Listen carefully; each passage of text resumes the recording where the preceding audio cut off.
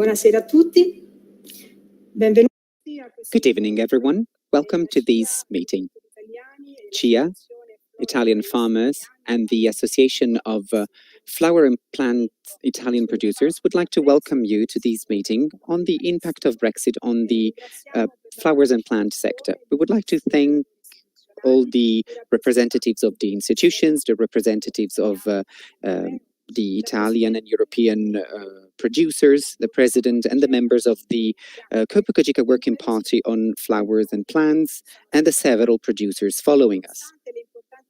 Notwithstanding the difficulties stemming from the trade and cooperation agreement between the EU and the United Kingdom since 1st of January 2001 on a free, fair and sustainable zero tariff and exchange, the United Kingdom is not part anymore of the single market and the customs union.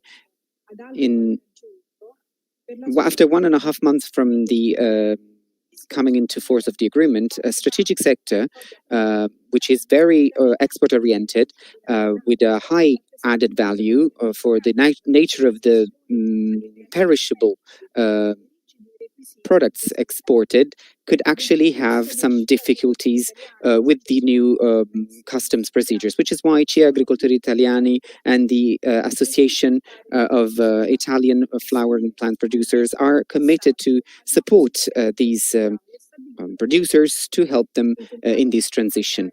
We would like to accompany our producers with the relevant information and different services to help them implement the new rules.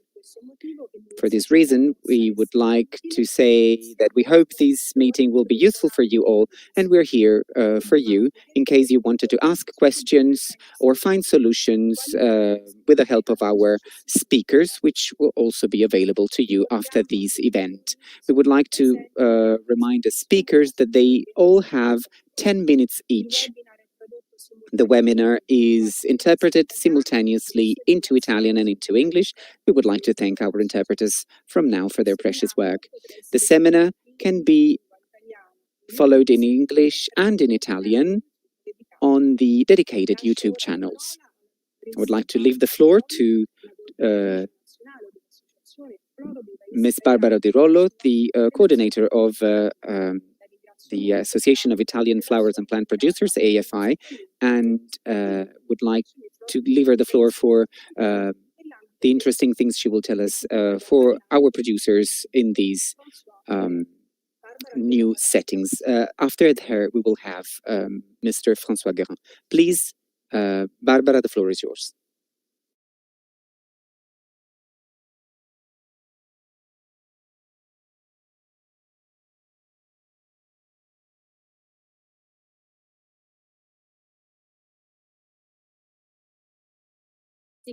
Thank you very much, Cristina.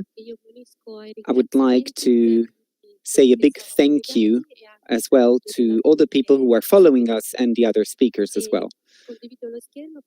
I will share my screen now to show you some slides to support my presentation.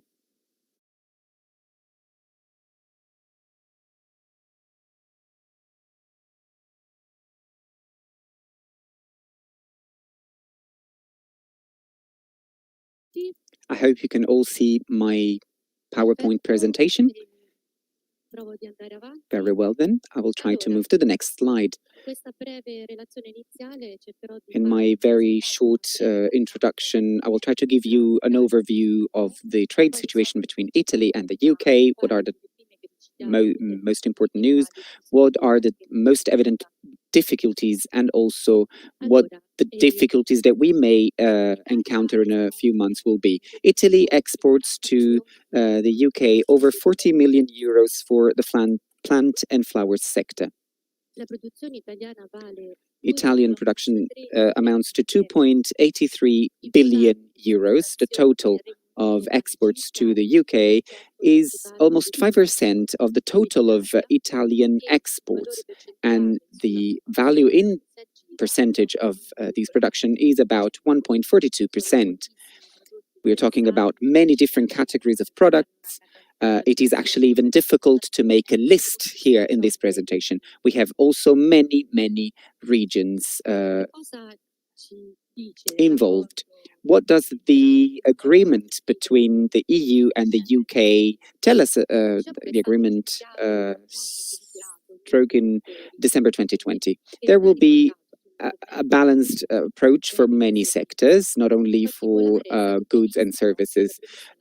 Especially, there is a partnership council that will meet once per year with the task of checking at how the agreement is being implemented on topics that are considered very important as sanitary and phytosanitary issues. With these agreements, the goods exchanged between the UK and Europe, like Ms. Kiriko was saying, would not be imposed tariffs or quotes or TRQs. So there will be the respect of specific rules, whether we're talking about EU rules or British rule. Clearly, these will entail more red tape, more costs, even indirectly, because all the imports will have to undergo new custom procedures. There will also be new implementing rules, resolution of problems, which will definitely have to be taken into account with this new setting. The agreement also mentions level playing field. This is very important to ensure an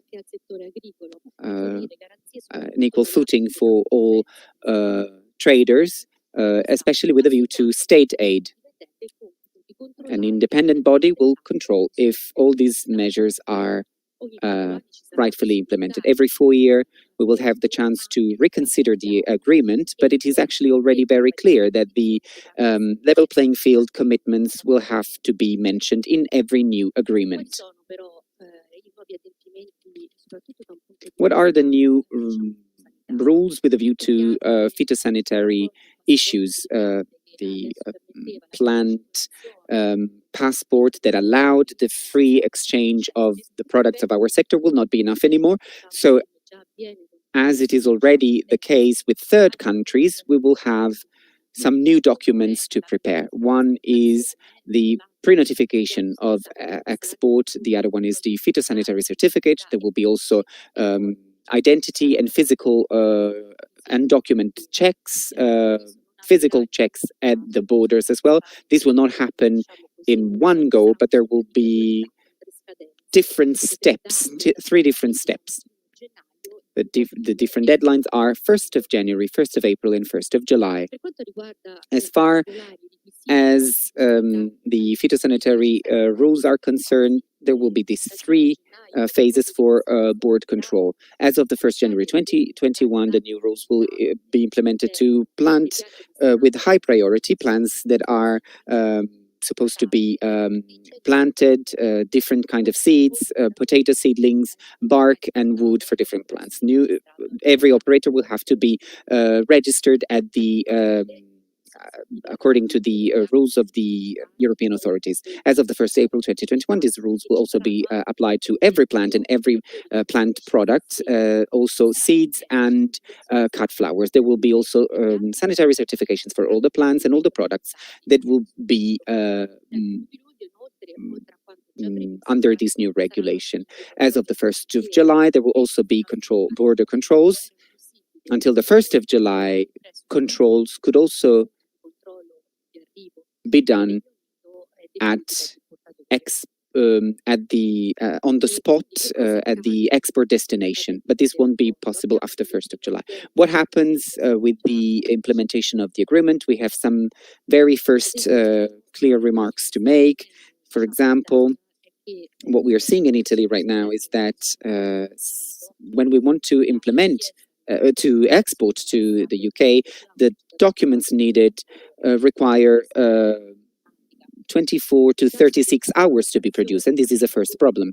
When we are talking about exports of products to an EU country to be afterwards re-exported to the UK, at this point, we have to take into account the fact that the producing country has to do the pre-notification procedure. And this is also true for the phytosanitary certificate.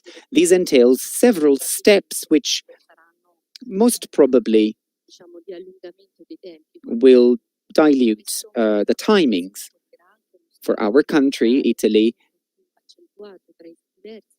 this will entail more documents to be exchanged because we have several checkpoints, one for each region, and this will also be another problem for exporters. For some types of plants, especially the plants that have a higher plant disease risk, there might be more restrictions. This might be the case for some species that are vulnerable to Xylella fastidiosa. As of the 1st of July, controls will be allowed in the places indicated by importers in the UK, and after that there will be border controls. This is something that has already been said before, could slow transport down even more. An increase of risk-based controls would also mean a higher risk of laboratory checks. All of this means a heavier burden and more rules to be followed for all the traders. Another important point is that there will be heavier procedures to export through several countries. It will be impossible to export some products because of the higher phytosanitary risk and the bureaucratic problems that would stem from this complication, which is detrimental for some type of productions. What are our proposals here? We are working more with digital instruments, so we imagine that to help produce documents in a faster way among EU member states, but also with third countries, there could be a higher approach to digitalization here. In the Partnership Council, references made also to the mutual exchange and the mutual recognition of EU and the UK as far as the rules to be implemented with the higher risks, higher phytosanitary risks. I am finished with my presentation and would like to say hello to the other people who will speak after me. Thank you very much, Mr. Rollo, for your introduction. Many will be the points we will be touching upon today. I have the pleasure to give the floor now to François Guérin, who is the coordinator of the task force on Brexit within COPA and COGECA at EU level. He's also the person in charge of following the implementation of the agreement. So I would like to leave him the floor now for an analysis of the main problems we are having right now. Please, Mr. Guérin, the floor is yours. Thank you very much. Good afternoon. I hope you can hear me well. I would like to thank you for your invitation. My name is François Guérin. Indeed, I work in Brussels for COPA COGECA Secretariat, and I am in charge of following the Brexit procedure since the very start, June 2016, after the Brexit referendum. I also have some slides to share with you.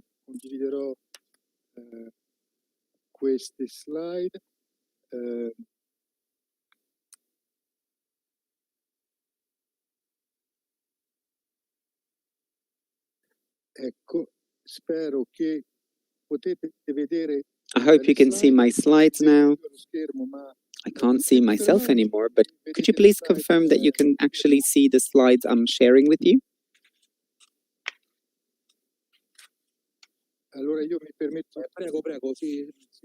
Yes, Mr. Garan, we can see your slides. Thank you very much. Okay, in a nutshell, I would like to introduce Copa Cogeca. Our organization represents EU farmers and EU farming cooperatives at EU level, at the European institutions. We carry on lobbying work with many institutions, but mainly the Commission, the Council, and the European Parliament. In this framework, we are very often in touch with the European Commission and the services with which Mr. Barnier works, who was the chief negotiator during the negotiation process. Mr. Barnier will participate in one of our meetings, which will happen on Friday, Copa Presidium. That will be a chance for our members to thank Mr. Barnier and his team for the work they have done to reach this agreement, which, as the speaker before me said, is a very positive agreement because we had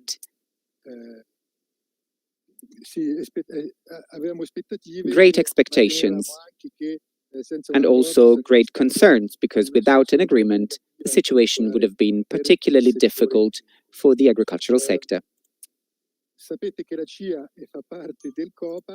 Copa rappresenta gli agricoltori e la Cogeca. So, as you know, the COPA represents European farmers and Cogeca represents the European agri-cooperatives. I represent both interests of agriculture producers and farmers, but also of agri-cooperatives.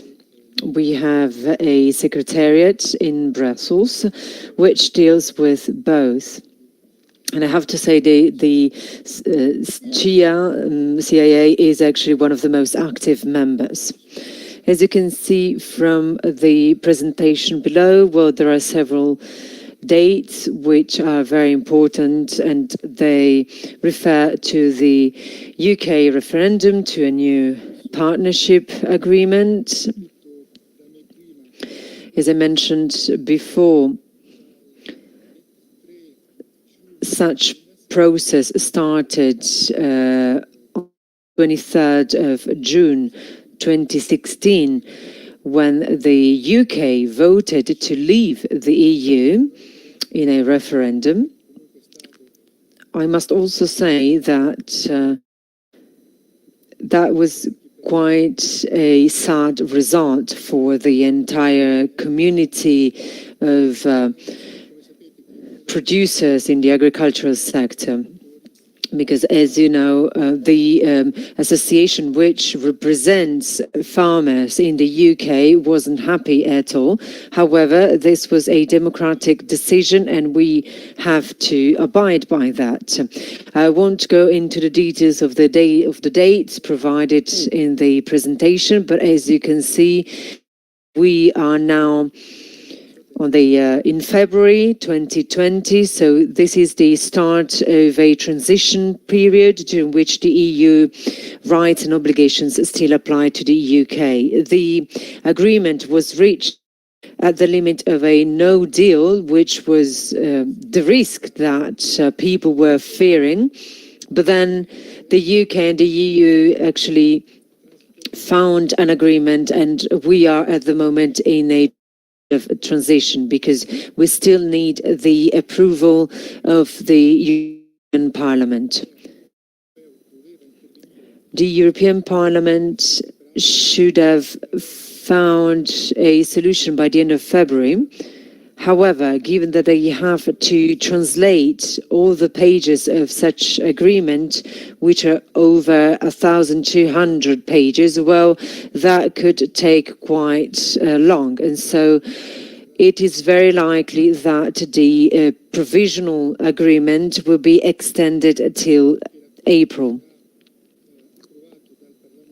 We know that the agreement will be then approved by the European Parliament and ratified by the Council and by the UK government. But of course, you should know that we are still under this transition period. I apologize if my slides are in English, and I'm referring to the Italian speakers here, but I think this is quite an interesting overview of the current situation. You could also find further details in the European Commission's website, and at the end of my presentation, I have given you a list of web links where you can find further information regarding the deal and the document translated into several languages.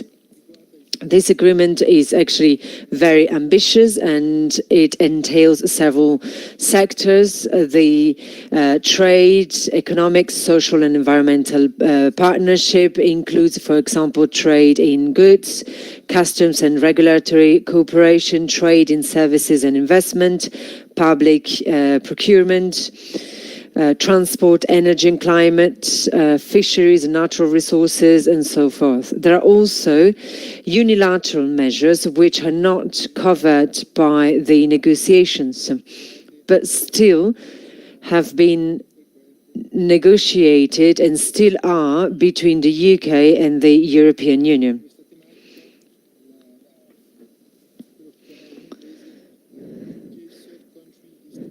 Among these unilateral measures, there is also the UK third country listing. In order to export goods from animal origin, well, the UK have to be recognized as a third country by the European Union in order to export such goods to the EU.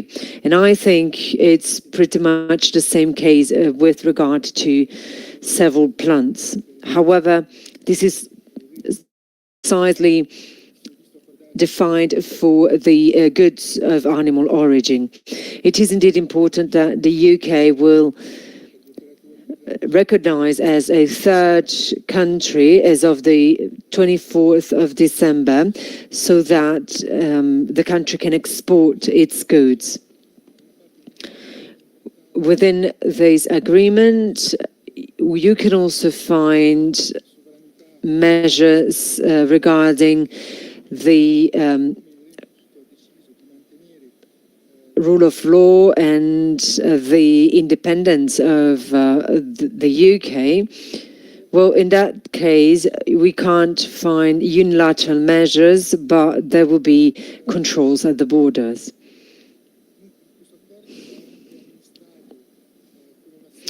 Such agreement would also fall within an interinstitutional framework with binding mechanisms in order to solve any dispute, so for dispute settlement and resolution. It was indeed very important for the European Commission to define such mechanisms in order to overcome possible issues regarding unfair trading practices with the UK. Well, since the beginning, the European Commission stated that the UK received all its rights which are given when you are a EU member state.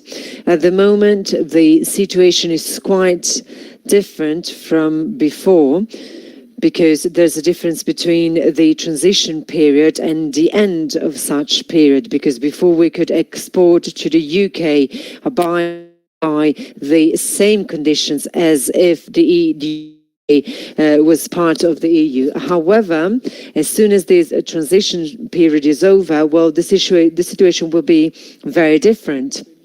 In fact, the UK won't benefit from a non-frictionless trade because it won't be part of the borders Union, and so there will be some checks.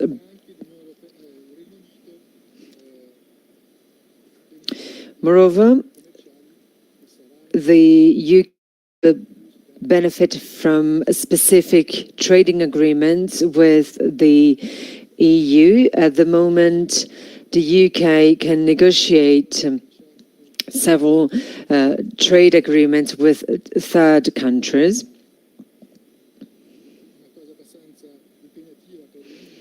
However, quite difficult because the UK has first to sign trading agreements with such third parties instead of doing it seamlessly as it was when it was part of the EU.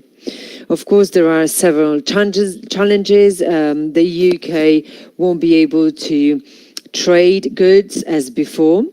However, such new agreement is aimed to reduce such burden and challenges when the EU wants to trade with a third country. And this could also help you prepare for such a new situation. As we said before, there will be a gradual application of border checks with regard to the exports from the EU into UK.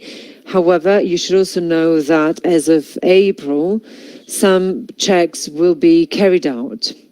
We had a fruitful discussion with the European Commission during one of our task force meeting on Brexit, and the European Commission urged some of the operators to be ready because the situation could worsen.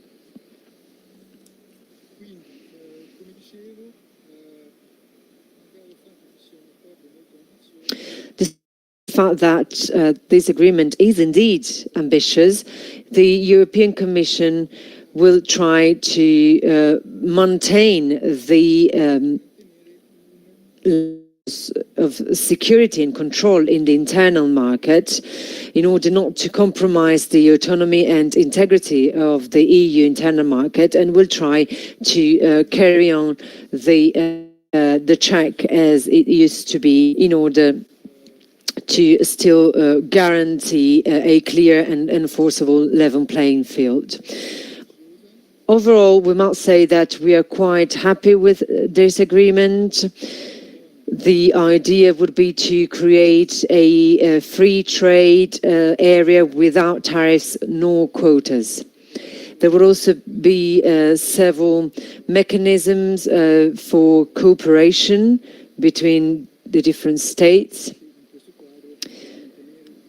And we believe that it is still important to maintain a fair and open competition.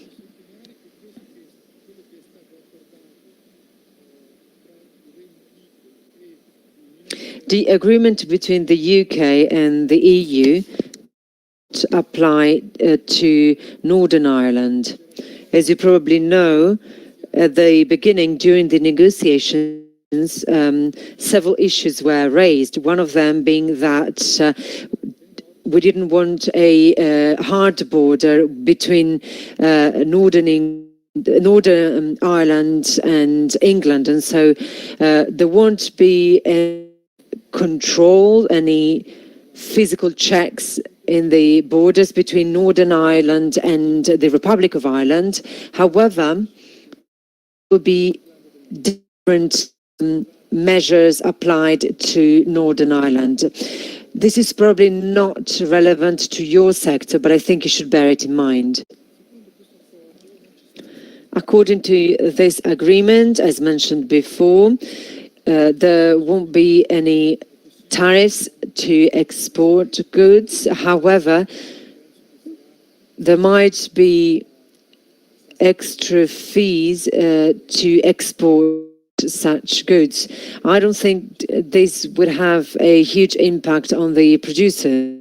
I think the most important element is that such agreement does not equal to normal third parties agreement. it is indeed important to apply the rules of origin, because only by doing that, operators will be able to export goods to the UK without applying any tariffs. As you know, the rules of origin are an important component of a free trade area, because they establish the origin criteria for preferential market access, and these rules are paramount in order to guarantee the export of goods to which a free trade agreement applies. Such products have to be produced within the free trade area or can be processed in the free trade area too. So, as I said, only goods originating in the EU and UK can benefit from tariff preferences in order to guarantee the correct application of rules of origin, whilst at the same time providing a preferential rule to the UK. In this slide, you will see the procedures. Well, during this first year of application of the agreement, operators will be able to benefit from a further flexibility when it comes to providing certificates which prove the origin of the product. We also know that the application of such rules of origin could be an issue for the operators who have been exporting to the European market and now have to export to the UK.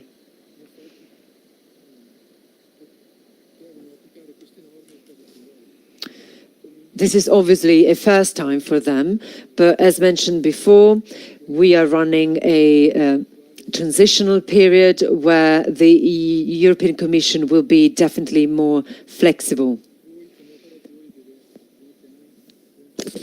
However, be aware that you definitely have to apply such measures. Let's now move on to the sanitary and phytosanitary measures. These are a very important part of the agreement and they're relevant to your sector. The European Commission has stated that these measures won't change because the main goal is to safeguard the sanitary and phytosanitary measures within the EU. For this purpose, exporters in the agri sector will have to abide by the sanitary and phytosanitary measures. If the UK applies such measures within the transition period, well, as of the 1st January 2021, the European Commission will check each and every product which is imported into the EU from the UK, as of course they normally do with third countries. I won't go into further details, however, I think you should definitely consider that the agreement does not change the EU's SPS rules and that each party can decide the frequency of the checks at the borders in order to, of course, define the precautionary principle which allowed the EU to keep a product out of the EU market if even it's considered to be inconclusive. So there is a way of flexibility when it comes to border checks at the moment because of this transition period and because there are good agreements and cooperation between the UK and the EU. The UK is not part of the customs unions, so of course this will entail further border controls.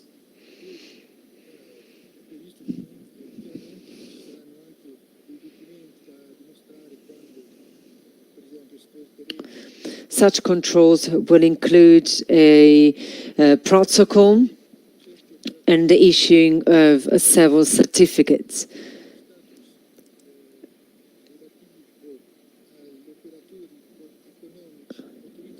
Operators can recognize each other's authorized economic operators programs. However, for operators within the agricultural sector, this is quite difficult. It is not so easy to apply, so I don't think this might be relevant to you. I apologize whether if my presentation was too long. How I think you can find it useful what you see in this slide. These are all the links related to the EU-UK trade agreement. Thank you very much for your attention. Thank you. Thank you to Mr. Guérin. His presentation, I think it was very clear, and it's quite clear the complexity of such agreement and what producers will have to face in order to abide by such agreement. I'd also like to thank the ICE agency from London. It is the agency that takes care of the trade between Italy and the UK, and even before such agreement, the ICE took care of providing assistance and advice to the companies operating in our sector. So its role is very important, and as our guest speakers said before, at the moment, new entrepreneurs and operators have to abide by a brand new set of rules, and I think this is important to take into consideration, especially with regards to the situation in Northern Ireland and the willingness to export Ireland certain goods. Of course, at the moment there are quite a few challenges regarding that, and I'm very glad to give the floor to Ferdinando Pastore, the director of the ICE agency in London, and afterwards Gabriella Migliore, the director of the help desk Brexit for the ICE agency. I'll now give the floor to Ferdinando Pastore. Thank you.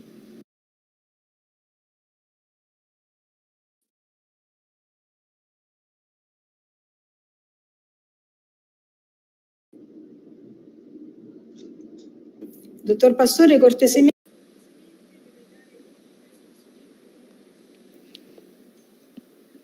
La dottoressa Migliore chieda la parola. Afterwards, Ms. Gabriella Migliore will request to speak. Thank you.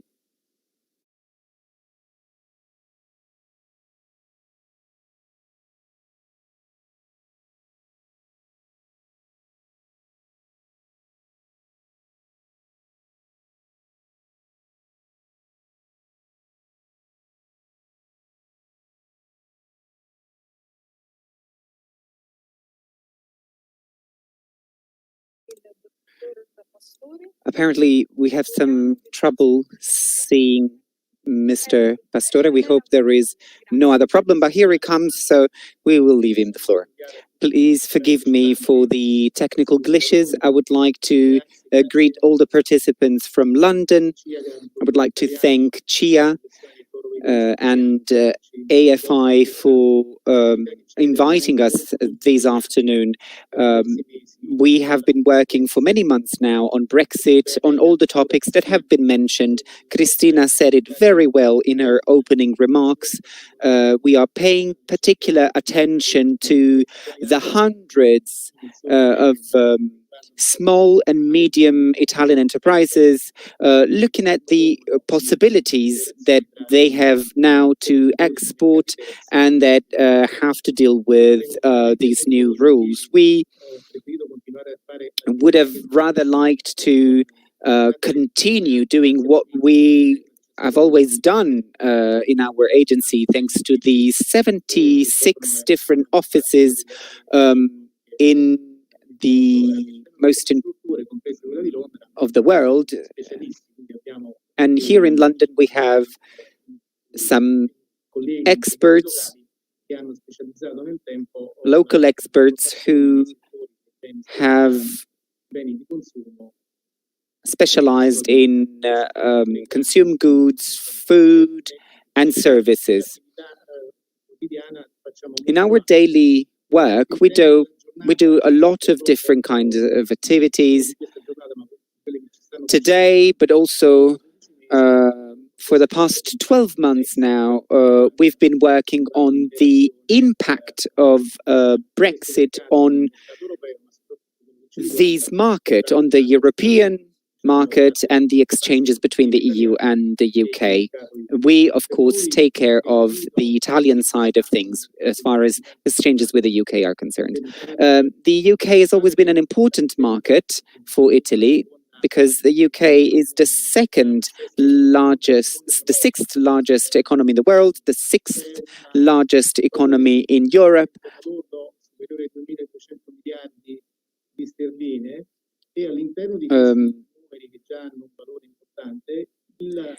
2,200 million pounds is a very important figure when we consider the GDP of the UK with a positive trade balance. So this means that in between import and export, we have a positive balance in our transactions. Until 2019, the most important figures in terms of exports are 20 billion exports in 2019 and a final 10 billion result. At the end of 2019, when we were approaching the end of the year, Mr. Garan reminded us that we started this procedure in 2016 with a referendum. We considered, first of all, the social impact. Then there has been a political phase with the government pushing in one direction, but they didn't have enough support in the parliament to get that position through. Boris Johnson's party managed to have that agreement in the end, and that became a decision. Now, from the social and the political consequences, we started talking now about the economic consequences of Brexit. Right before Christmas, we were all waiting for these very important news. In the end, we managed to strike an agreement, but clearly the benefits of being within the EU are absolutely not the same now. So the general context has dramatically changed, bearing in mind everything that has already been said. This is not really the problem. I believe we will all learn to cope with the new procedures. We have been receiving many letters from businesses asking us very practical questions. Unfortunately, they have doubts concerning things that are mentioned nowhere, in no guideline. In this specific phase, we are collecting all of these questions and are trying to process them in order to produce something that may be useful to everyone to face the problems we're facing now. The plant and flowers product sector is very important for our export, as it has been said. 20% of our exports are related to the engines and car sector, then fashion, then transport, then food, and then pharmaceutical products, chemical products, clothes, and so on and so forth. So made in Italy, and the value chain for each of these sectors sees Italy taking a very important place here. In going back now to 2019, if Brexit determines important variations also in the trade flows, but also here, especially, we're thinking of the exports we have towards the UK. As far as small and medium enterprises are concerned, we're talking about 43,000 SMEs, which every year have at least one export operation towards the UK market. We talked about that with the Italian Council of Ministers, and already in April 2019, we established a help desk within the London office, and now Dr. Gabriella Migliore, who is the director of this help desk, tries to reply to these questions and these needs. We don't have exactly a full grasp on the figures related to the effects the Brexit is having on the reduction of trade flow. We have recently closed the trade year, and we managed to have statistics until the end of December 2020. The general outlook, of course, is a negative one, as we expected. But we're still not able to really read fully the impact of Brexit. Nevertheless, we know that most of the consequences, the negative consequences, are clearly stemming from the crisis we have all been experiencing with this COVID-19 pandemic that has heavily hit everyone in the world. Our economy has been suffering. 2020 GDP is going down. According to our estimates, we're talking about a decrease by 11%, and it seems to be the worst figure in 300 years on these markets' performances. The government has decided to give a lot of financing to counterbalance the extremely negative effects coming from the several lockdowns. The first one was from March to June, then there was a second one after the second wave, starting in November, and now we are going through the third lockdown, and some financial resources has been displayed to try to cope with the problems stemming from the closure of every business, including the businesses that are mainly related to the work we do here in London, assisting, counseling our businesses for expos. All the expos were either cancelled, and we hope that in the second part of this year something will be retrieved. The positive figure we can actually give now is that compared to the first insecurities that we had in the first part of the pandemic, we are now having some interesting figures. We are almost at 16 million citizens now who received a vaccine. So we hope that the world is going to improve. The situation in the world is going to improve. Everyone is trying to facilitate access to the first dose of the vaccine in order to make lockdowns lighter. So we still do not know when these lockdown we're going through will really come to an end, but we hope that it will be lighter soon. The Prime Minister will soon reconsider all the very restrictive rules that are currently being implemented towards the end of the month, and we will then have an idea of the future outlook in order to help our businesses. So information, assistance are very important in our work. Sometimes we can't do that personally, but we are trying to help our public also with bilateral meetings on virtual platforms. Unfortunately, they are not the same as what we can do in terms of advice in person, but we are working to try to bring some answers this way. I was reading earlier on that many other expos have been cancelled. I've seen that Euroflora is also postponed to April, May 2022. As far as the recovery is concerned, we are always available to give information to our businesses. The custom issues, even though we're not talking about TRQs or any duty, is still open, but Gabriella will give you more detailed information on this matter. We're trying to reply then to our Italian public, either directly or indirectly organizing online webinars, which are very technical sometimes rather than general. We also try to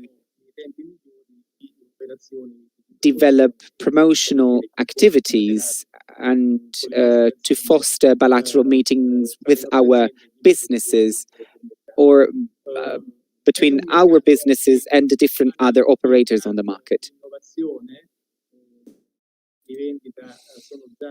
In terms of sales, already before the COVID pandemic, new e-commerce channels have been increasing.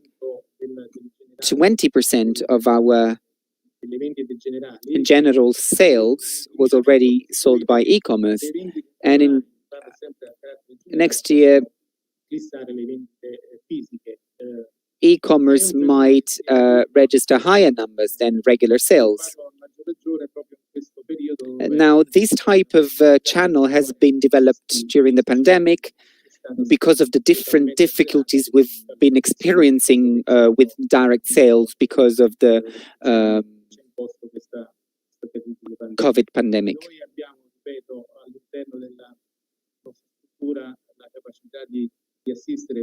ICE try to help businesses with some advice. We have some experts at local level that help our businesses living this transition with bilateral and multilateral trade. Of course, also institutions are on our side. There should be also some new financing, but for the time being, everything is on hold. We continue collecting all the different needs that have been flagged, and most of the latest requests have to do with the difficulties related to the new procedure related to the free trade area. Everything that has to do with moving and distributing goods.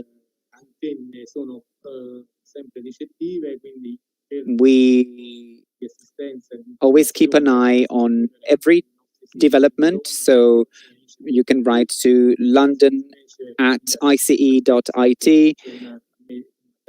As far as Brexit is concerned, we have brexit@ice.it as a specific email address that you can contact us with. We also coordinate our work with the Italian embassy here in the UK and also with the economic, mainly with the economic office, but also with other institutional representatives. I can only but encourage you to send us your questions, even though we might not have been very exhaustive in this presentation. We hope we gave you an idea of what you can ask us. There are several different types of questions and problems that you can write us about. Gabriella will definitely complete what I've been saying, explaining what she does every day with her team to try to reply to the different needs and questions that are flagged every day by your businesses. Thank you very much for your attention. Thank you very much, Mr. Pastore, for your speech and for having highlighted the impact of our lockdown also on the market. We would like to leave the floor to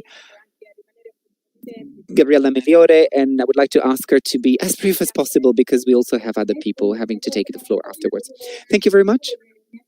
I will have to be fast like always. Brexit. So, we have the pleasure to coordinate different human resources in our help desk to try to give to the different businesses an answer to their questions. This is only possible thanks to the support of our team here in London. What does the help desk do? 3 different types of activities. Publishing.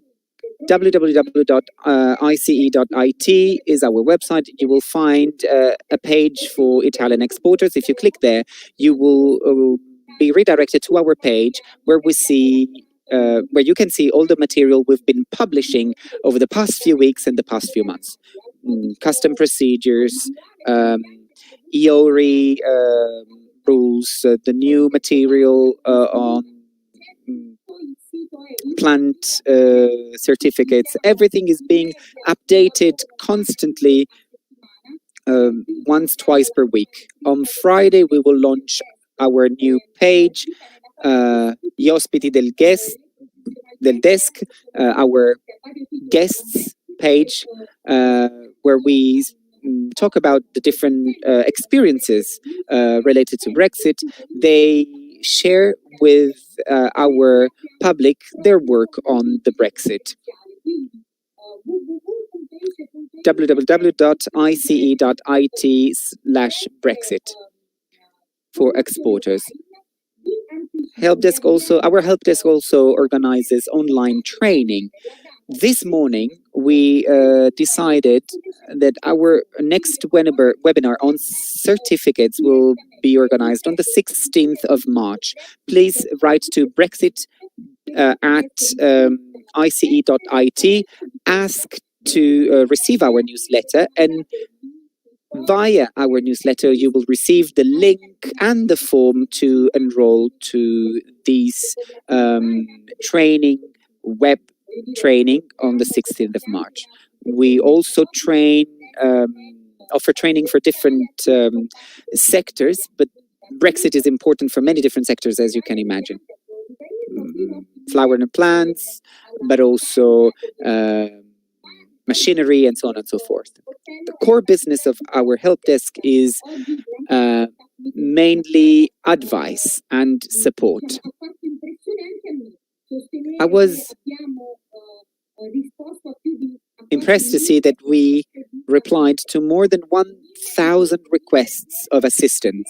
1,000 requests, 1,000 businesses asking us to help them understanding how the new mechanism works or to find solutions to their problems. Over the past few weeks, we've seen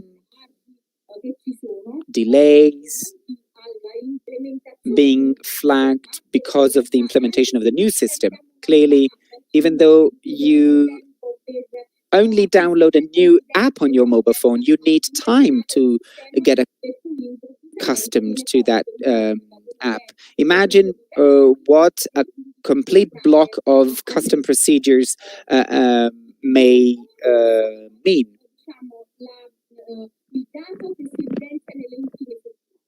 So many problems, many mistakes which have been notified over the past few weeks, which is why I would like to invite you to be very careful in compiling your forms, in filling in your forms. I know that Loredana Sasso from the Office of Customs, Regimes and Procedures will tell you something important about that. So everyone can make a mistake, we can make mistakes, customs can make a mistake. I would like to quote the example of a company in Italy that had its goods blocked at the customs because they continued insisting on the fact that a phytosanitary certificate was absolutely needed. I replied to that company sending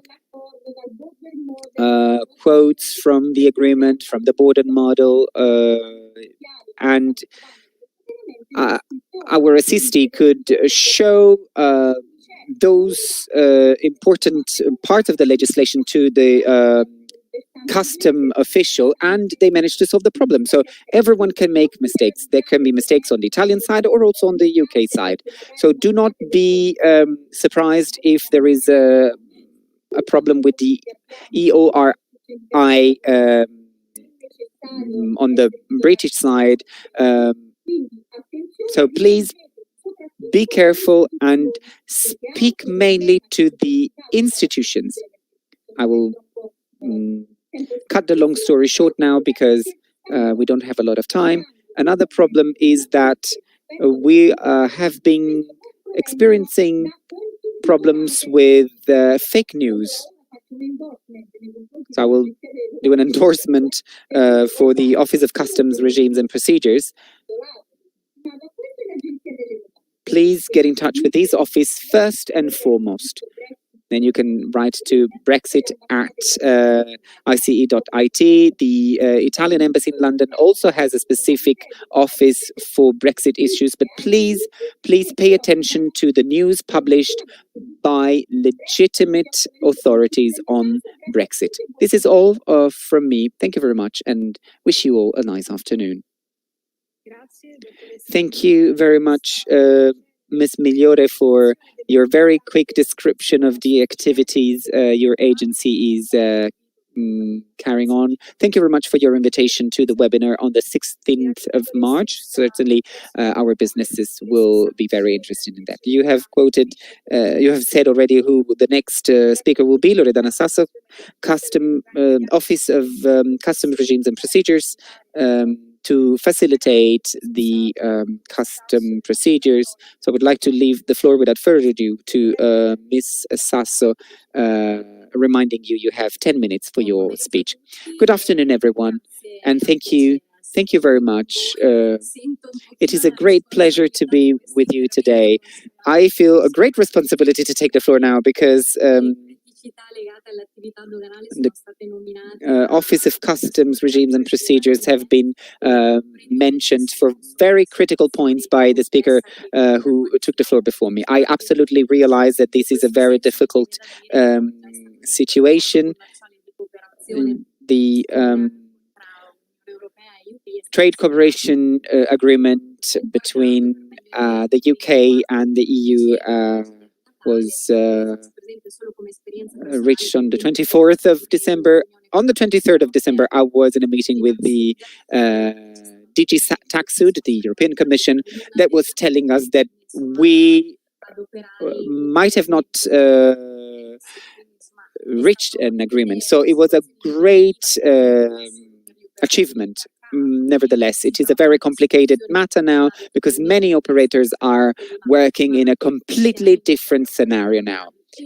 Clearly also for customs, whether in Italy, in the EU or in the UK, have to come to grips with a completely new setting. So not everyone is fully ready to face the new rules. But I would like to try to give you some more information on the new challenges that are ahead of you or that you are already experiencing. But I would like to reassure you on the fact that by the beginning of March, there would be another document published, another notice published by the customs agency to explain what the different operators need to do, what the different officials in the different offices needs to do with a view to the new elements of the agreement. This note will explain how the agreement will have to be implemented. I will try to share my screen with you now.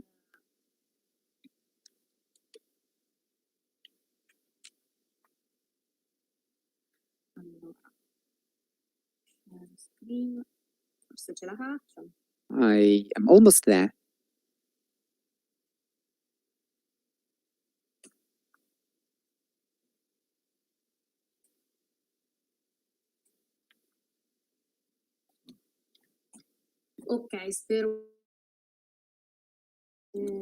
I hope you can see the slides now.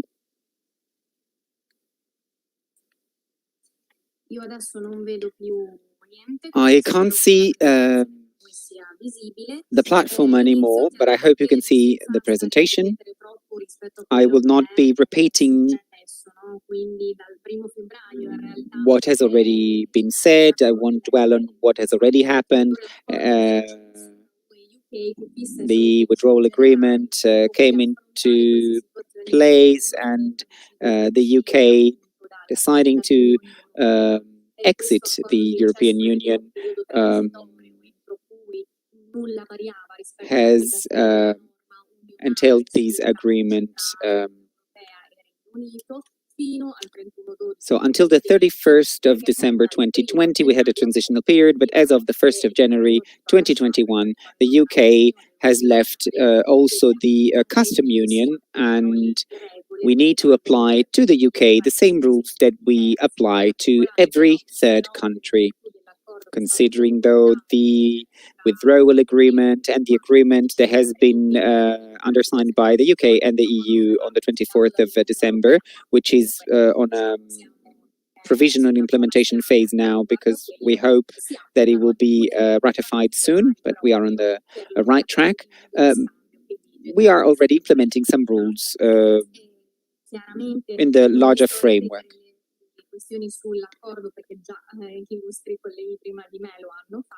I will not dwell on the details that have already been mentioned by the other speakers. Some very crucial points are the treatment of how we treat UK with a view to how we treat Northern Ireland, especially for exports, which is probably the topic you're most interested in with a view to the implementation of the agreement. The rule is to not implement a duty to goods coming from one of the two sides. I have indicated the word export to Northern Ireland in quotation marks, because there is no physical border between the Republic of Ireland and Northern Ireland. In order to avoid further problems, a protocol has been written to treat Northern Ireland as EU country. So as far as the exchanges between EU countries and Northern Ireland are concerned, no custom rule has to be implemented. This is true for goods, not for services or other types of transactions. We're talking about goods here. As far as Great Britain is concerned, all the sales between EU countries and England, Wales and Scotland have to be considered as regular exports that have to undergo custom rules. Sentire le sue esposizioni e di cogliere diversi elementi utili per comprendere in che direzione dobbiamo andare come agenzia delle dogane. So I would like to thank the colleagues that have already spoken on our role to help businesses working here. I would like to say that the EORI code is the first thing to bear in mind, the first thing to work on in order to produce an export custom declaration. In Italy, the EORI code is basically the VAT number with the specification of the country domain IT, which is something that you automatically receive when you apply for the first time to have export or import declaration. So this shouldn't be a big issue. I would like to remind you that as far as the country code is concerned, for Great Britain, GB is the code, but as far as Northern Ireland is concerned, considering the fact that there is a specific protocol to work with these exchanges, the code here is XE. You will see XE before the code. The other important thing to mention here is the preparation of the export declaration. On www.adm.it, in our homepage, you will find different notes of the customs agency in a chronological order.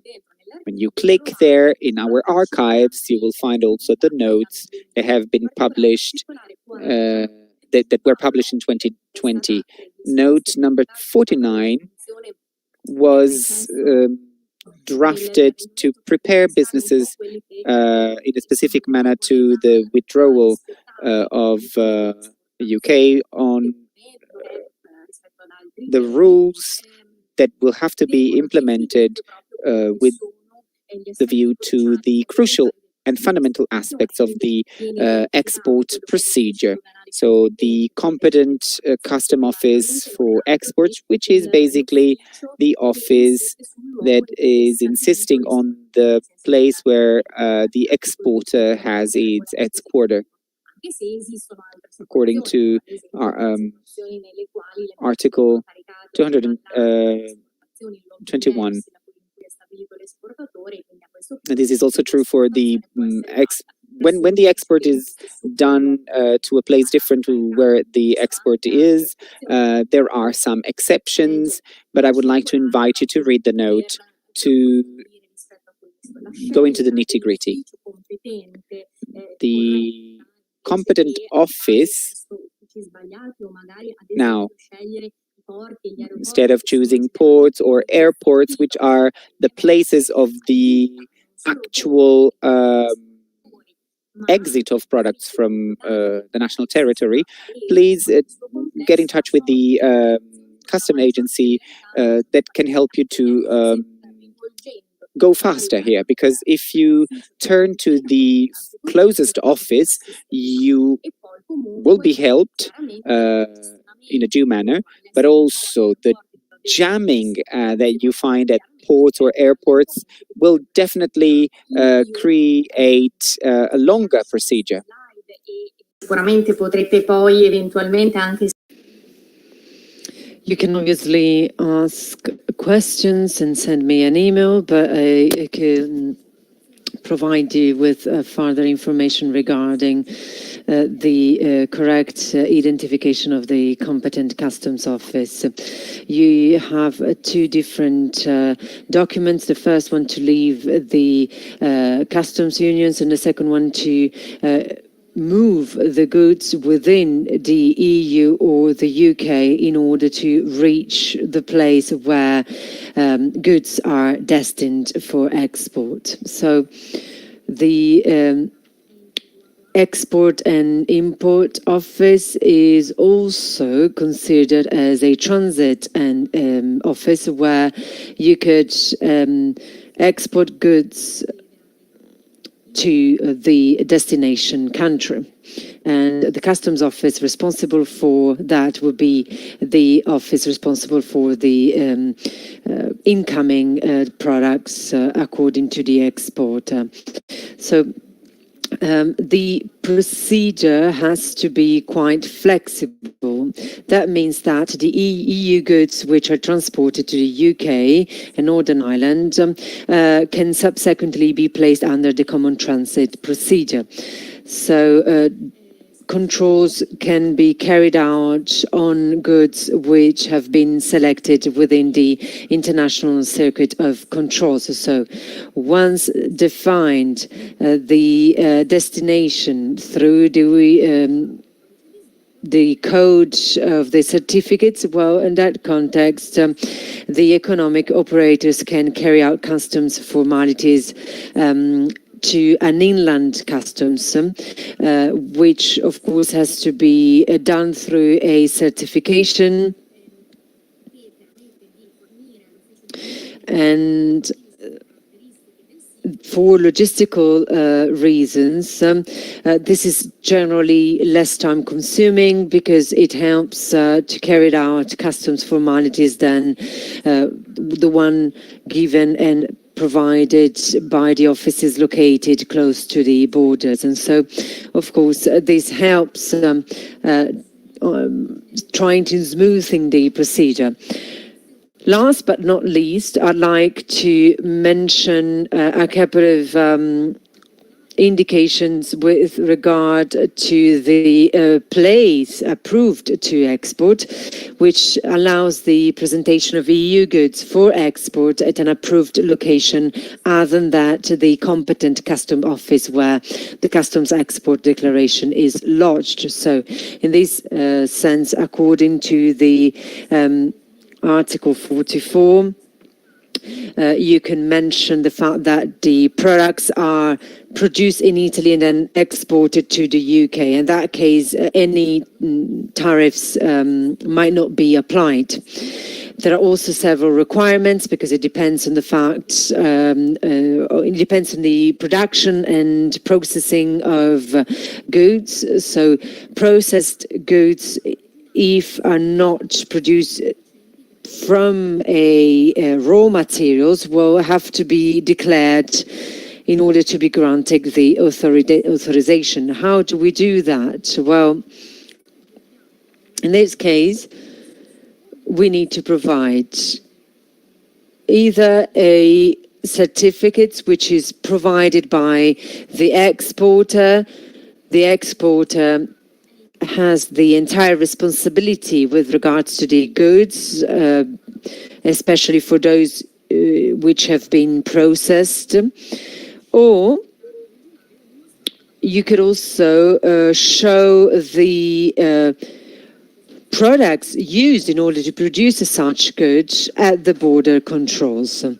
This can be done through the Annex 4 of the agreement, where you can identify the products which are considered as originating. This is basically products wholly obtained or manufactured according to definitions laid down in Article ORIG 4, which states the origin of raw materials, the manufacturing, and all the information which might be useful in order to meet the requirements set out in the Annex ORIG 2. To conclude, this document can be provided by the exporting party. The value of the if the value of the shipment exceeds 6,000 euros, EU exporters must have a REX registration number, and the number must be entered on the statement of origin. The EU exporter will be able to settle the REX status within the first 6 months of 2021. Once registered, it will be able to claim the preference retroactively. For the consignments with a value which not exceeds 6,000 euros, well, registration with REX is not required. That's all. I apologize whether I took too long, but I think the information given is quite interesting and important for you. I remain at your disposal should you have any questions. Thank you. Thank you. Thank you to Mrs. Sasso for such an insightful explanation with regard to the border controls. I think you will definitely receive a couple of comments from our guests. I will now give the floor to Walter Baruzzo from the Liguria region. Walter Baruzzo is responsible for import and export controls in the phytosanitary service in Liguria. Liguria is one of the main players when it comes to flowers and plants sector, and would like to know a bit more about your controls. And I ask you again to speak within the 10 minutes time that you have at your disposal. Thank you. Thank you very much. Thank you to the Association of Flowers and Plants Producers in Italy.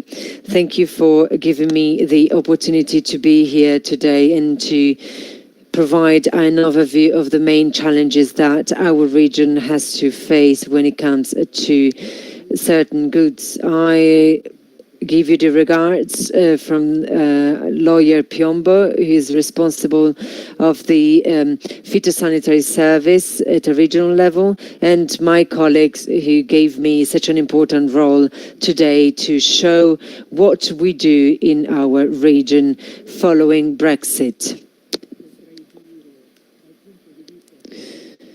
From a phytosanitary point of view, I could tell you that we probably risk going back 30 years,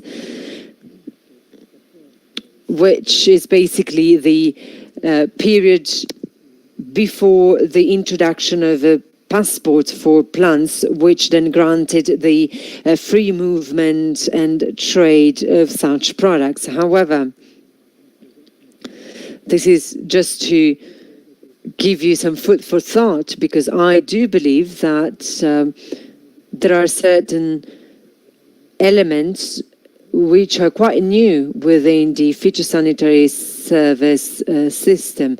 So we clearly do not go back to 30 years ago, because there are quite a few differences.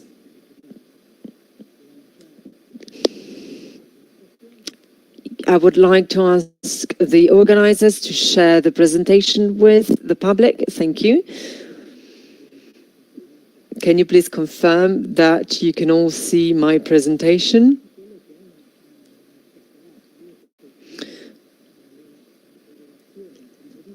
I've listened carefully to the presentations given by the other guest speakers, and I think they're very interesting.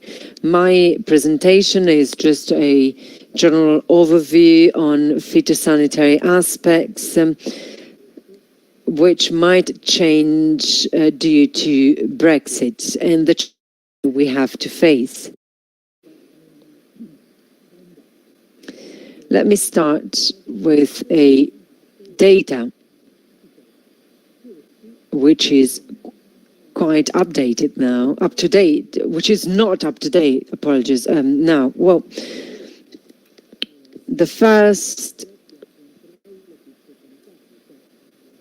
data regards the phytosanitary products which are exported from Liguria region in 2020.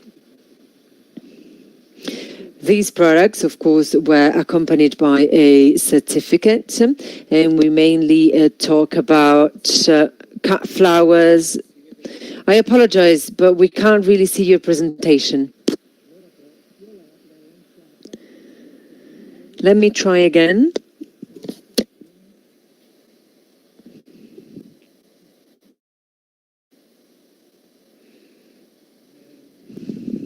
I apologize. You should share your screen.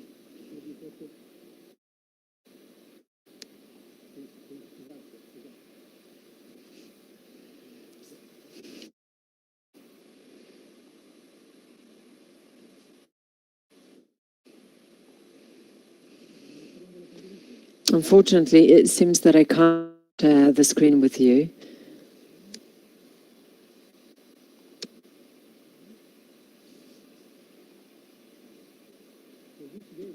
Can you see it now? No, unfortunately, we can't.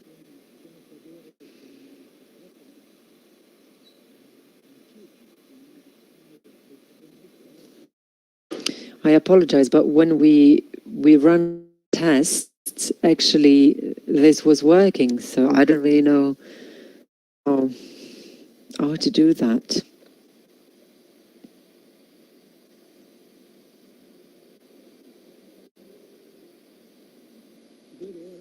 Can you see it now? Yes, now we can. Thank you. Thank you for flagging this. Unfortunately, online meetings are quite new to me, so I hope I can move on now. Well, as I was mentioning before, this is a graph which shows the products which were exported in 2020 from the Liguria region, there were over 2,000 phytosanitary certificates released to export to North America and Asia. Such certificates are not up to date at the moment because according to the new data as of January 2021, the UK market has actually taken over. And so we would like to focus our activity on certain market flows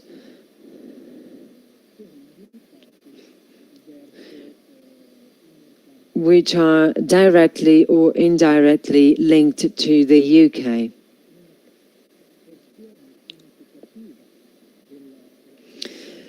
This is a significant portion of the production in our region. I'm just trying to move to the next slide.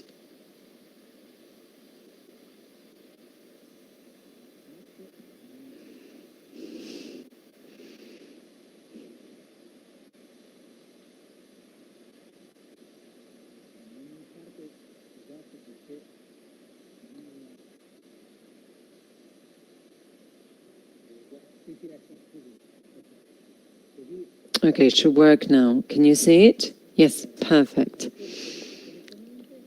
So I will quickly run through it. The previous speakers have mentioned the different phases since Brexit. Phytosanitary controls are divided into 3 phases, where the first phase from the 1st of January to the 31st of March, where only a first list of priority products are allowed. Within such products, there are definitely plants which are originally produced in our region and then exported to the UK. The second phase is from April till the 30th of June, where new products will be added, for example, cut flowers. And then in the third phase, as of the 1st of July, all the products will be checked. These products are included in the current UK regulation. Regulation 1527 of 2020. According to Article 11, we can see the list of different products which will be included in the phytosanitary certificates. As of the third phase, all these products will be included and will be obviously submitted to controls.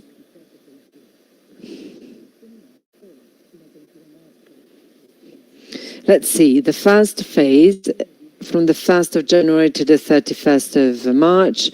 Then from the 1st of April, cut flowers will be included into the certificate. And in the third phase, as of the 1st of July, all plants products and vegetable products will be included in the list.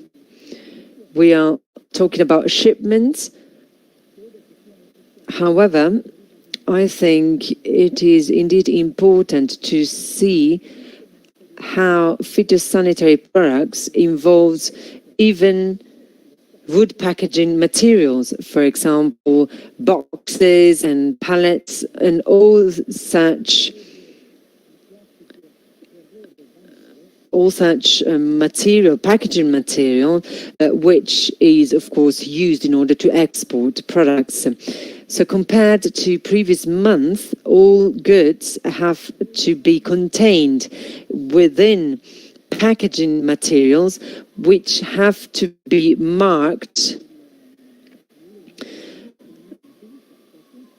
in order to show that these apply and abide by all the requirements. So the phytosanitary certificate is not replacing the meaning of such packaging material. And this is quite important because it could tell some queuing or where certain products not contained in wood packaging materials which are marked. Moreover, the phytosanitary certification will actually replace, in certain cases, the license for export which was previously applied. This is again a new feature. And it is quite important because some of the plants included within the city's requirements will be, of course, following the same requirement. To wrap up, well, we might say that Brexit and the introduction of borders, barriers, but also phytosanitary certificates might be of hindrance, not only because of what we have shown so far, but also from a phytosanitary point of view, because certain products of high phytosanitary risks will be included in such controls, and such controls might make the trading a bit more difficult. We mentioned a couple of species which carry the Xylella fastidiosa bacteria. Of course, in that case, well, the controls could entail further queuing and more time. So that could be one of the main hindrances when it comes to the Brexit effect. The immediate consequence of Brexit is indeed the exponential increase of phytosanitary controls for export. What does that mean? Well, it means that more certificates will be required. But not only that, in fact, according to the European phytosanitary regulation,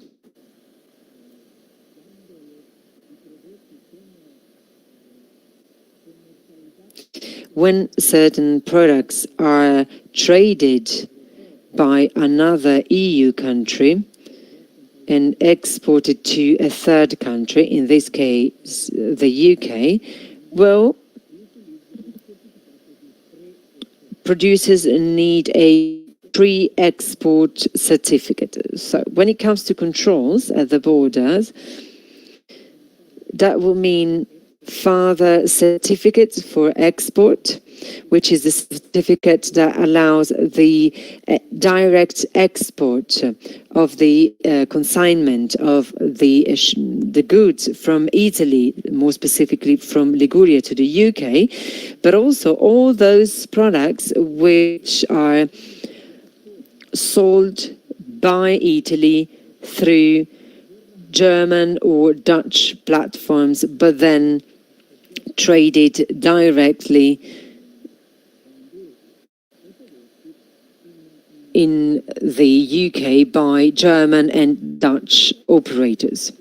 So we can see that there is indeed an increase of controls and more specifically of phytosanitary checks for export. How can we tackle such challenges? Well,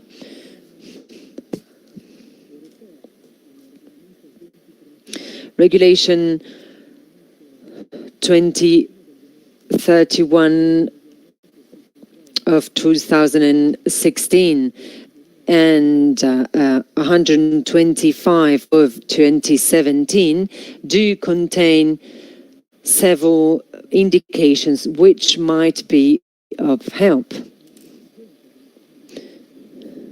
Well, first of all, we notice that there is a different approach when it comes to controls, especially with regards to the regulations applied since December 2019 in Europe.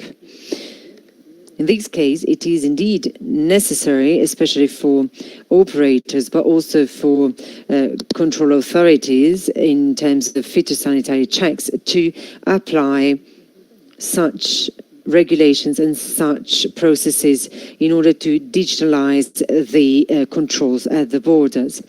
Of course, again, here I'm giving you some food for thought, and I'd like to refer to my slide. Well, I believe that in the near future, we would definitely need a further contribution with regards to the phytosanitary checks. Such contribution should be the adoption of digital certificates, so electronic certificates. That could definitely help, and I really hope that the UK will very soon consider the application of digital or electronic certificates. At the same time, I also hope that the European Union and Italy will be able to lay down all the digital improvements in order to provide such electronic certificate. When it comes to EU regulations, well, as you can see, I was mentioning the regulation 2031 of 2016. For Europe and the UK, we're talking about regulation 1527 of 2020, which is one of the main regulation with regards to the plant health and the relevant amendments. Well, I really hope I, didn't speak for too long. I would just give you a couple of tips. Well, first of all, electronic certificates.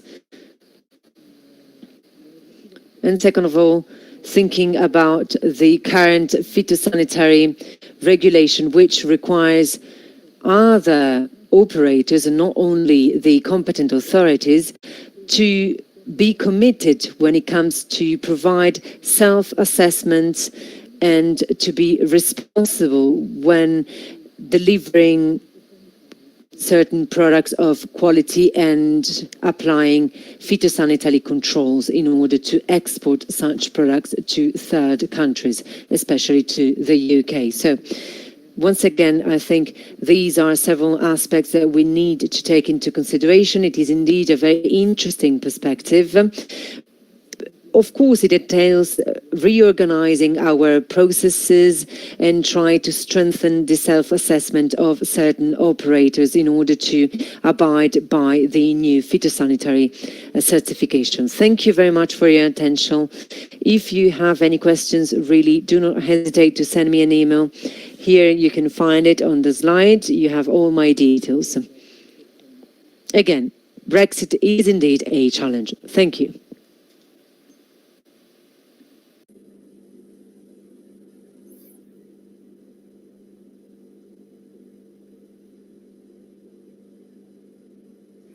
Grazie, dottor Baruzzo.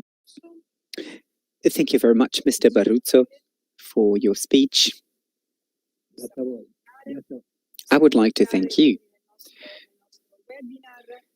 Now, going back to our program, Mr. Baruzzo, you mentioned a national challenge, a local challenge for the Liguria region, but also a European challenge, which is why we're very pleased to know that at EU level, Copa Cogeca works with very important experts, which is why we are glad to give the floor now to Miss Evelyn Herben, who is a long-time expert in the flower and plant sector at EU level.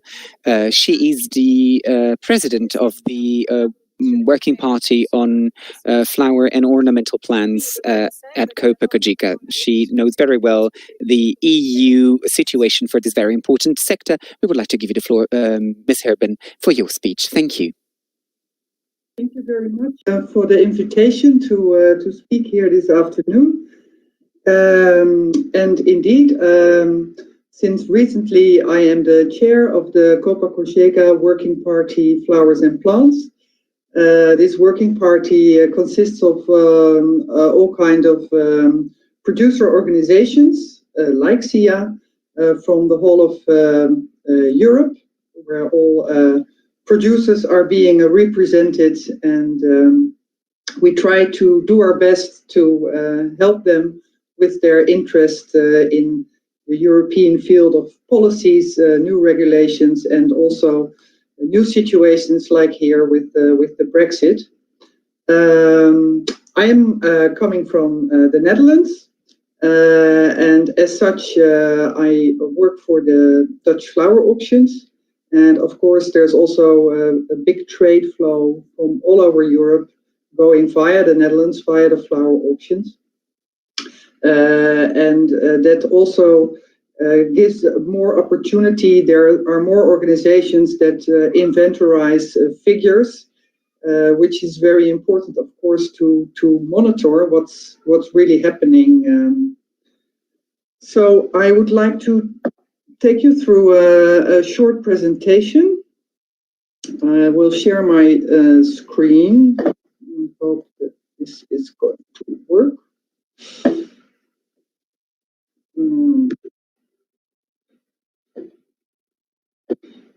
Even kijken.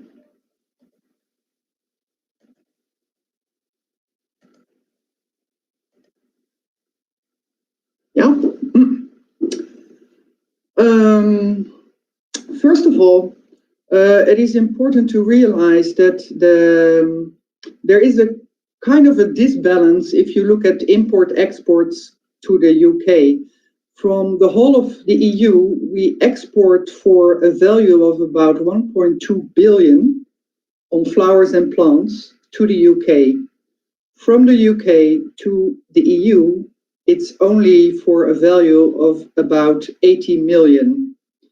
So it is very much in our interest to get our products as good as possible to the UK. Because I think that mostly it's plants that are being exported from Italy to the UK. I made a small overview about the value in 2019. I must say I have these figures from FLORADATA. FLORADATA is an independent organization that works mostly with figures from exporters. So what I can see in these data are the direct exports to the UK, and I can't see in these figures the exports going via Germany or the Netherlands to the UK. So that's why there probably is a difference in figures that you saw before. But these are the top 6 countries exporting plants to the UK in 2019. When we look at the month of January, there was a decrease in plant exports to the UK compared to the year before of 34%. And there will be several reasons that caused it. First of all, there was a big surplus in December 2020. A lot of companies took the opportunity to export already in 2020 and not having all the difficulties that would be encountered in 2021. Secondly, the figures are also affected by the COVID situation in the UK. The garden centres are only open in England, so not in Wales, Scotland and Northern Ireland. Flower shops are closed, so most sales are going either through supermarkets or click and collect.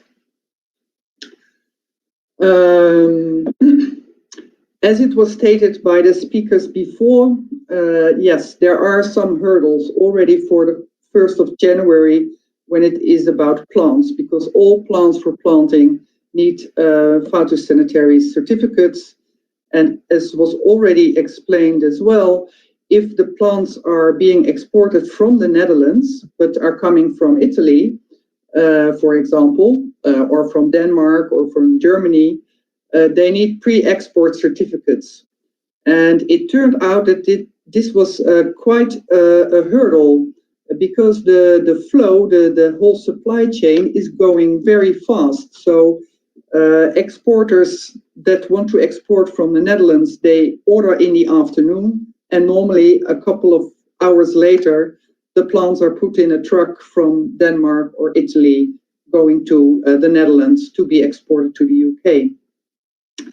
The pre-export certificates need to state that certain diseases are not occurring in Italy or in the region, and then the Dutch inspection authorities can state that the plants are free of such pests and diseases and issue a phytosanitary certificate.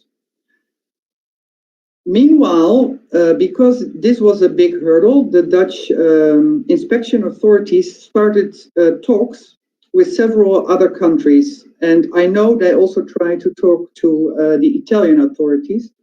So this is maybe something also to address to Mr. Barroso, because with Belgium and with Denmark, there is now a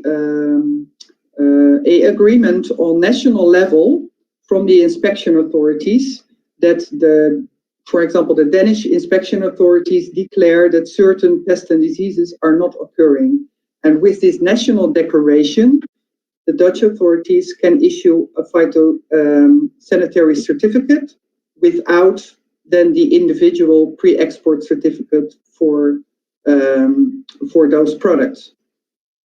And we are looking to expand that to more countries.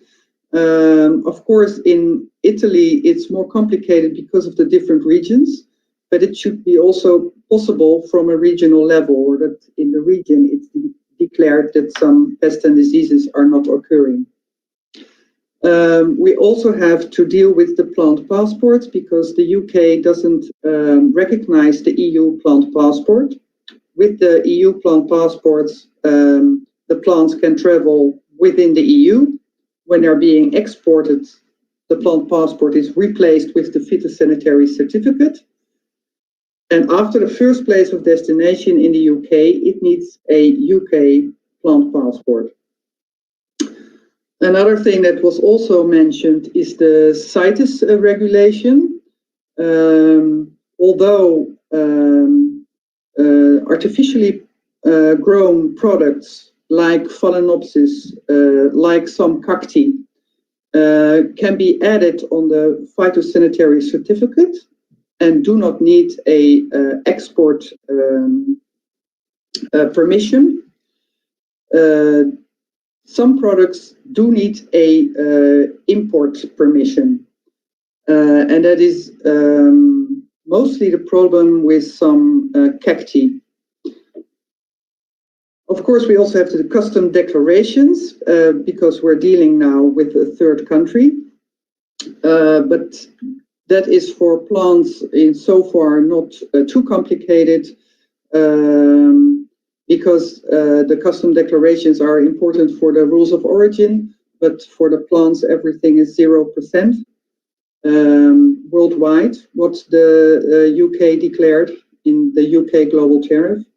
So there is not so much of a problem for import rates, although it is for many companies knew to work with all these documents and fulfill all the requirements. Then, if we look at the flour exports, they went pretty okay to the UK. It was plus 3% for a total of 48 million in January. Even though the flour shops are closed, in the UK, most flours are sold via the supermarket channel. And of course, these channels are open, and that is very valuable for our flour sales. For the flours, there is an issue with what I said before, the custom declarations with the rules of origin. That is especially for the Netherlands, because we are a logistical roundabout, especially for cut flours. So we also get import from other countries that do not fulfill the requirement of EU product. So we have not for everything 0% tariff. But our sector and our exporters are extremely worried about the 1st of April, when all cut flours also need phytosanitary certificates and a pre-notification in the UK systems, Peach and IPAF. Up till now, only a pre-notification in Peach is necessary for plants, and the system is already overloaded. Then, considering that the exports from the whole of Europe will be, well, I think twice as much when we add the flours to it from the 1st of April, there will be really an overload in the digital systems in the UK. IPAF is a new system, and it should be in place already for in January, but it's still not. And the UK authority also doesn't expect it to be in place the 1st of April.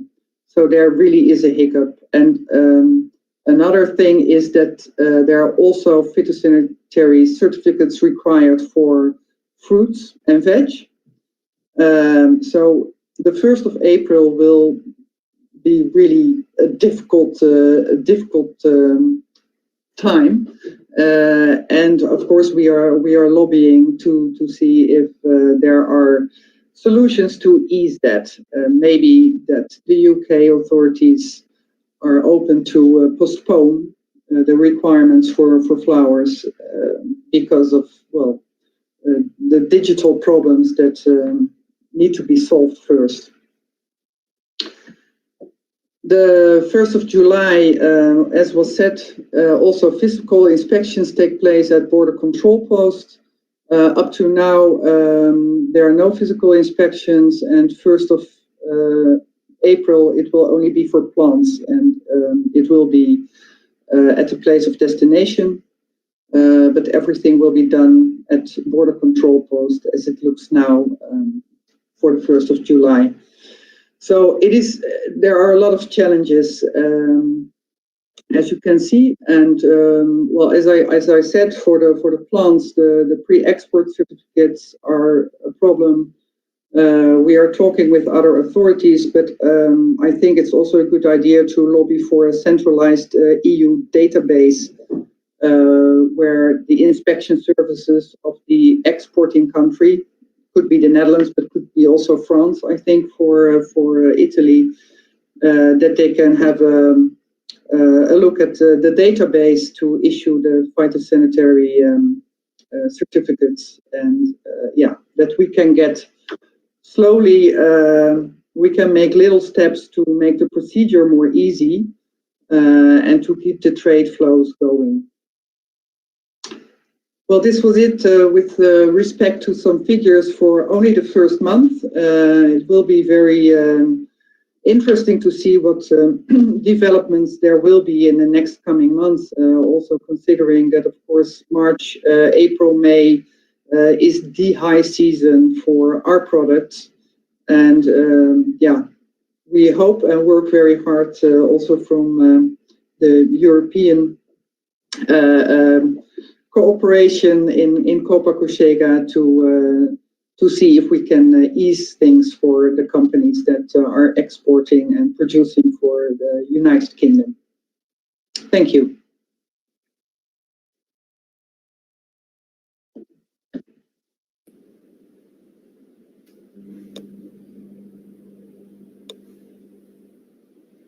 Grazie. Thank you very much, Ms. Herbin, for your presentation. It was absolutely paramount to understand the work you're doing at Copa Cogeca with a view to the European Commission in this new phase. We will definitely be able to speak about this also in the summer after the second phase will come into place after the 1st of April, so we will definitely get back to that. We get to the end of our afternoon of our seminar. We would like to leave the floor to Mr. Alberto. I would like to thank all the colleagues who worked at technical level to make this seminar possible. So we would like to thank all of our colleagues. We would like to thank the interpreters who accompanied us with simultaneous interpreting during this afternoon. And I now have the pleasure to leave the floor to our president, Alberto, to draw some final remarks. He is the voice of Italian producers in the flower and plants sector, not only as a producer and exporter, but also as president of the Association of Italian flower and plant producers, nursery producers. We would like to wish you, Ms. Herbin, every success in your work as chairwoman of the Working Party at Copa Cogeca. And I would like to leave the floor now to Mr. Alberto. Thank you very much, Cristina. Questa credo che sia la parte, come dire, permettetemi di dire, visto che lo dico a me stesso. Allow me to say, and I'm saying this to myself first and foremost, this is probably the less interesting part in today's proceedings. My only merit was insisting on organizing this important initiative, this important meeting, which certainly gave interesting inputs, insight to the people who worked, who followed us this afternoon. Of course, this event has been recorded, so you will be able to watch it also online in the next few days. I would like to thank every speaker who was thorough in its presentation. Everything you said was extremely interesting. I would like to thank CIA's staff. I would like to thank Associazione FLOROVIVAISMO Italiani's staff as well. I believe there is another figure that goes beyond the number of people that have been with us this afternoon that is worth mentioning.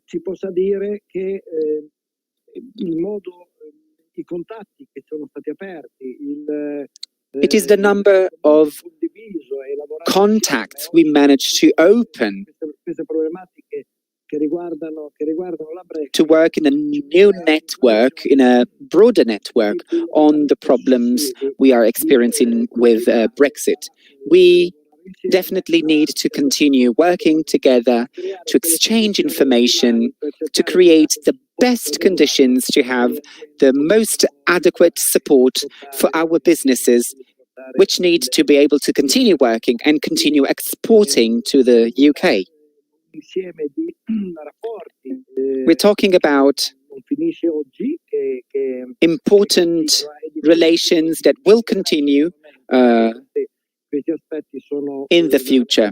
So thank you very much for your presence today. We are living very difficult times. The world, even after this pandemic, will be different from what it used to be. which is why I believe cooperation is more and more important. Walls are good for nothing. I believe that within the European Union, it is absolutely fundamental to be able to cooperate. I would like to conclude by saying that yesterday I had the chance to participate in the meeting of the working group for flower and plant producers at the Ministry of Agriculture. A draft bill has been mentioned for Italy, and in my remarks, I said that we should focus on cooperating on the main issues. These are difficult times, as I was saying, and we cannot afford not bringing together businesses' interests beyond the groups, beyond the different positions we may have. I believe Evelyn Herben, president of the of Copa Cogeca Working Party on Flower and Ornamental Plants, knows that very well. I believe we have to work at EU level the best way possible. We have to do lobbying the best way possible. Our sector has a much smaller weight than it should actually have. So it is up to us to cooperate in order to give to our sector the voice our sector deserves. Which is why the different activities we will make will respond this way to what the businesses we represent need to develop our future, to develop their future. Thank you very much to all of you for having been with us today, and we may be able to work together again in the future in a similar setting, because I believe they will definitely have more chances to cooperate together. Thank you very much to all of you once again.